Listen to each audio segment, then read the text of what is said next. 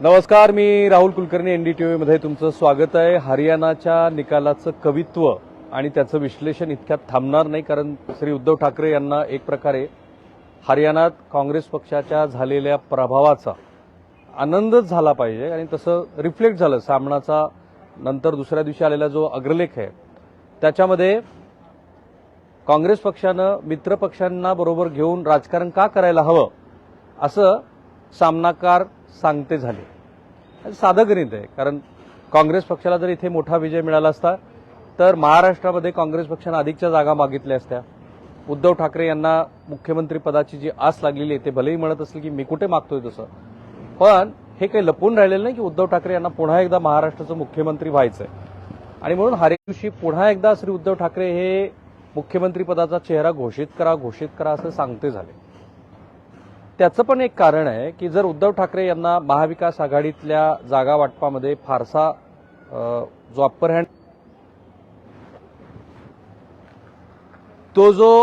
Hand आहे उद्धव ठाकरे यांना नाही मिळाला तर अडचण काय होणार आहे, तर उद्धव ठाकरे यांना जे मुख्यमंत्री व्हायचं आहे ती काही त्यांची मनीषा पूर्ण होणार नाही. आणि म्हणून मित्र पक्षाच्या आनंदामध्ये जसा तुम्हाला आनंद होतो तसा पराभवामध्ये सुद्धा आनंद होतो हे उद्धव ठाकरे यांनी दाखवून दिलं. आणि ती नैसर्गिक गोष्ट आहे, त्याच्यामध्ये काही वावगं नाहीये. भारतीय जनता पार्टीनं सुद्धा आपल्या मित्रांना जवळ घेऊन ज्या पद्धतीनं त्यांची राजकीय कारकीर्द संपवली असं जे म्हटलं जातं त्याचं सर्वोत्तम उदाहरण हे हरियाणा आहे.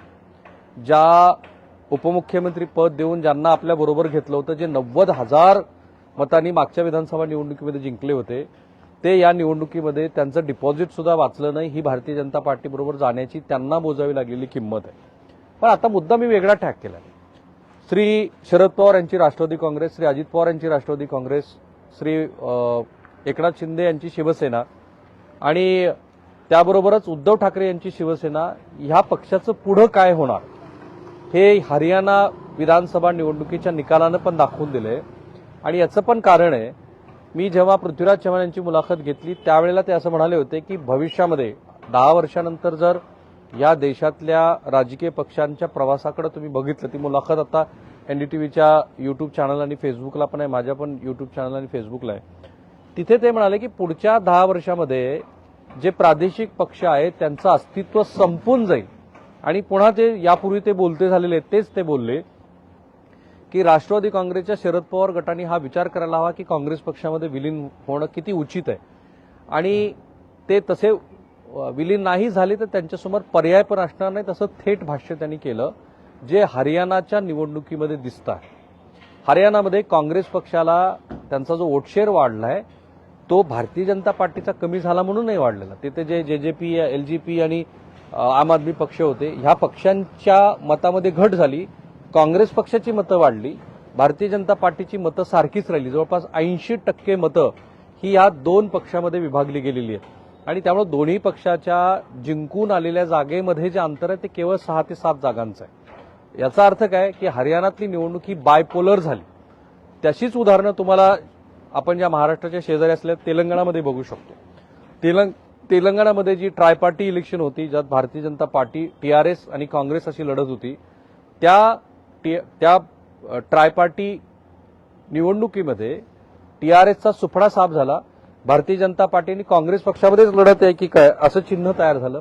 आणखीन शेजारचा एक राज्य कर्नाटकमध्ये प्रादेशिक पक्षांचं अस्तित्व हे थेट देशाचं पंतप्रधान पद मिळवण्यापर्यंतचं होतं. पण त्या प्रादेशिक पक्षाचं आज काय झालंय, तर कर्नाटकमध्ये 2च राजकीय पक्षांचं अस्तित्व आहे.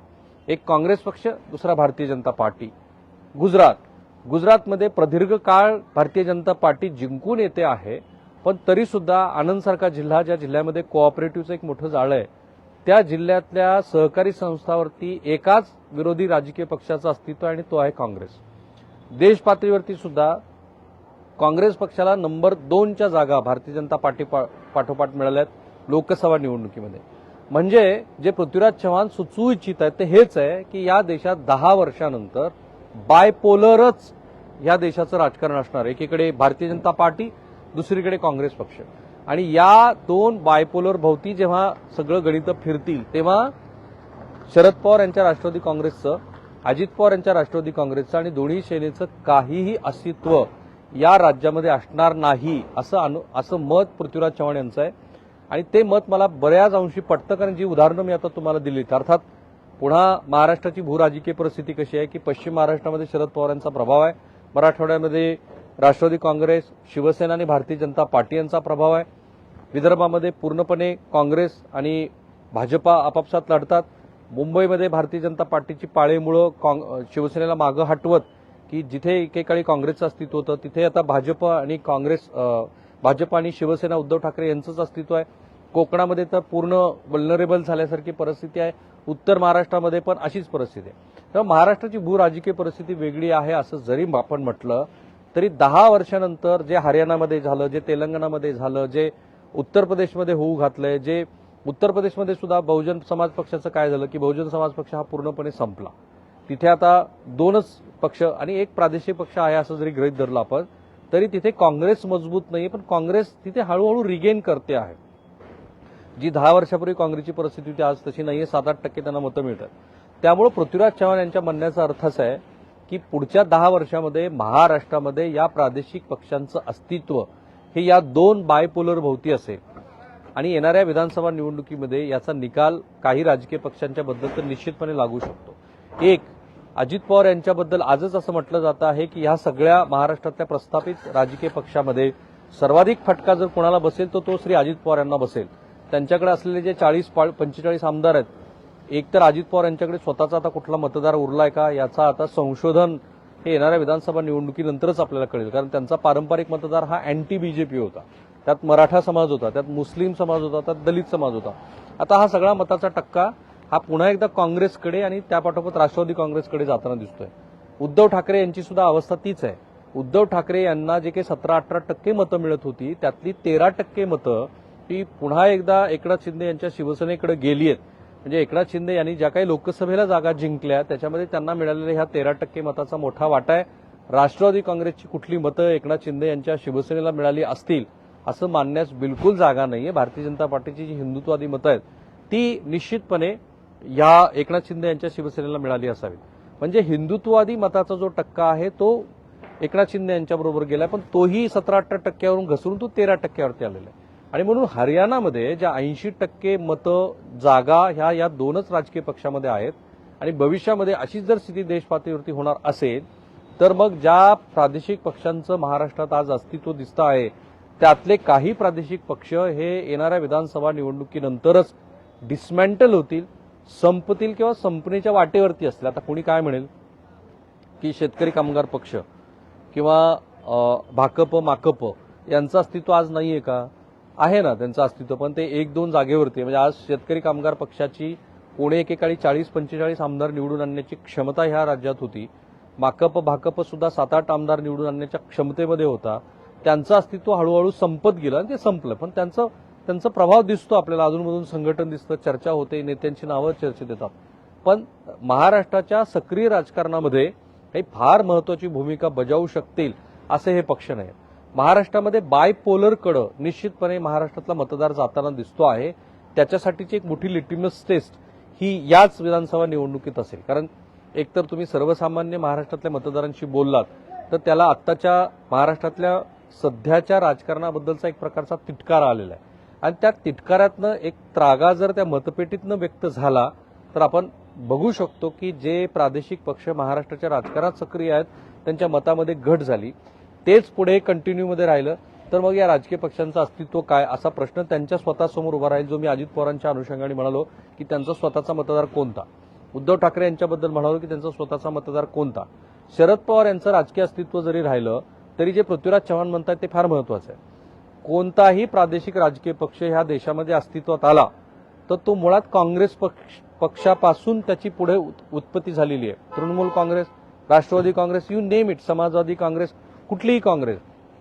त्यामुळे काँग्रेसच्या मूळ विचारधारेपासून जे बाहेर आलेले पक्ष आहेत ते सत्तेवरती येतात, सत्ता गाजवतात, पण अंतिमतः त्यांना काँग्रेस पक्षाच्या विचारधारेमध्ये विलीन होण्याबद्दलची अधिक चांगली प्रॉबिबिलिटी असते असं ते सूचित करतात. आणि आणखी बऱ्याच गोष्टी त्यांनी मला सांगितल्या ज्या मी या आत्ताच्या आपल्या लाईव्हमध्ये लगेच डिस्क्लोज नाही करणार आहे.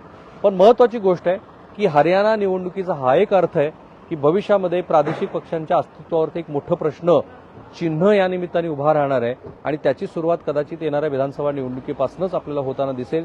काही टॉलेस्ट लिडरशिप महाराष्ट्रामध्ये आहे, जे आपल्या जीवन आणि मरणाबद्दलचा प्रश्न असतो.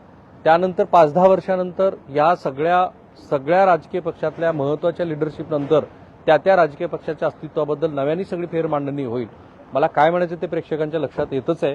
आणि त्यानंतर ह्या प्रादेशिक पक्षांचं अस्तित्व राहील का असा प्रश्न पृथ्वीराज चव्हाण करतायत आणि तो उचित आहे. हे हरियाणाच्या निवडणुकीने सुद्धा दाखवून दिलं. लोकांचा मतदारांचा कल राष्ट्रीय प्रवाहातल्या 2 प्रमुख राजकीय पक्षाकडे अधिक जाताना दिसतोय. ही आमची मत आहेत, हे आमचं विश्लेषण आहे. तुमचं यापेक्षा वेगळं विश्लेषण असू शकतं. म्हणून या व्हिडिओच्या कमेंट बॉक्समध्ये तुम्ही तुमची मतं जरूर टाका. विशेषतः महाराष्ट्राच्या कॉन्टेक्स्टमध्ये तुम्हाला काही वेगळं बोलायचं असेल तर तेही तुम्ही सुचवू शकता, विषय सांगू शकता, गेस्टची माहिती देऊ शकता. मी आणि NDTV सर्व सोशल मीडिया प्लॅटफॉर्मवरती आहोत. आम्ही एक्सवरती आहोत, आम्ही युट्यूबला आहोत, आम्ही इन्स्टावरती आहोत, आम्ही फेसबुकला आहोत. आम्हाला फॉलो करायला विसरू नका आणि महत्त्वाचं तुमच्या सूचना आम्ही गंभीरपणे बघतो हे लक्षात ठेवा. थांबूया आपण.